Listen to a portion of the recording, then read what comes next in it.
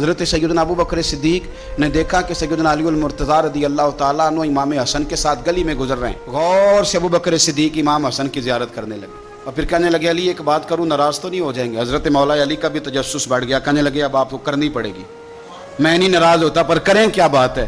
تو فرمانے لگے علی حسن کا چہرہ تیرے ساتھ تو بالکل بھی نہیں ملتا.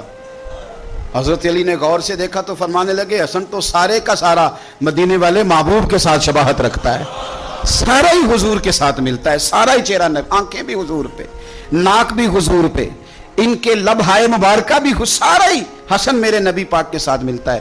اور یہ تو ابو بکر کی بات ہے نا. حضرت عمر فاروق رضی اللہ تعالیٰ عنہ نے نا جب بدر والوں کو تحفے دینے شروع کیے نا تو شاہ ولی اللہ صاحب لکھتے ہیں کہ ان کی خدمتیں زیادہ تھی نا جو بدر سے جنگ کرتے آ رہے تھے, تو سب کو 1000 دیے. اپنا بیٹا بھی شامل تھا, انہیں بھی 1000 دینار دیا. پر امام حسن حسین آئے تو 2-2 دینار دیے, 2-2 دینار, 2. اپنی عقیدت کو کبھی کچا نہ ہونے دینا ورنہ آپ کا مزہ خراب ہو جائے.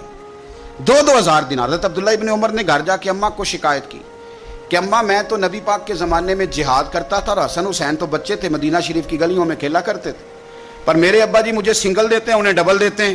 اماں کہنے لگی پتر اگر تیرے ابا کا موڈ ٹھیک ہوا تو بات کروں گی, ورنہ مجھ سے نہ امید رکھنا کہ عمر سے بات کروں. شام کو سیدنا فاروق اعظم رضی اللہ تعالیٰ عنہ تشریف لائے تو آپ کی اہلیہ نے نا موڈ اچھا دیکھا تو جناب عمر فاروق رضی اللہ تعالیٰ عنہ کی خدمت میں کہنے لگے چھوٹی سی بات کرنی تھی. بچوں کو پیار ہوتا ہے, وہ محبت کے ساتھ کچھ باتیں کر دیتے ہیں. آپ کا شہزادہ کہتا ہے کہ آپ حسن حسین کو ڈبل دیتے ہیں اور مجھے سنگل دیتے ہیں. جناب فاروق اعظم اسی وقت فرمانے لگے بلاؤ عبداللہ کو, بلاؤ. حضور وہ تو انہوں نے ویسے ہی بات کی تھی, فرمایا کچھ نہیں کہتا, بلاؤ تو صحیح نا. بلایا, جناب عبداللہ ابن عمر آ گئے. فاروق اعظم نے تقریر شروع کر دی, خطبہ اہل بیت پڑھنے لگے, شان اہل بیت بیان کرنے لگے, عظمت اہل بیت کا قصیدہ حضرت سیدنا عمر فاروق بیان کرنے لگے. کہنے لگے یہ تو نے کیا کہا پتر کہ حسن حسین کو ڈبل ملا ہے؟ فرمایا تیری خالہ کا نام بھی زینب ہے, تیری خالہ کا نام بھی ام کلثوم اور رقیہ ہے, بتا کیا تیری ماں کا نام بھی فاطمہ الزہرا ہے, تیرے باپ کا نام بھی علی المرتضیٰ ہے, کیا تیری نانی بھی ختیجہ ہے؟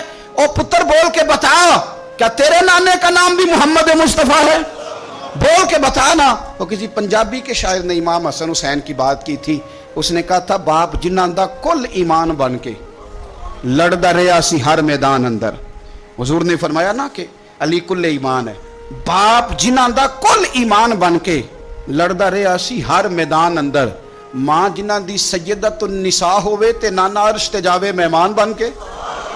فرمانے لگے کہ کیا تیرے نانا کا نام بھی مصطفیٰ ہے؟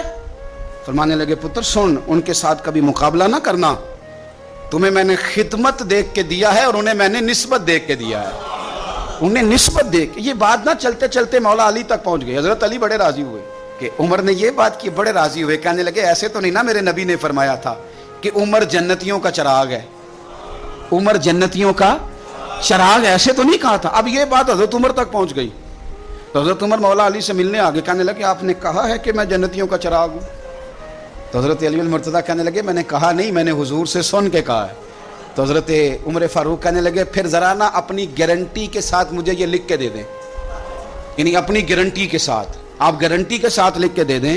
تو حضرت علی المرتضیٰ نے لکھ کے دیا. کہنے لگے میں گواہی دیتا ہوں, گارنٹی دیتا ہوں کہ میرے نبی نے فرمایا کہ عمر اہل جنت کا چراغ.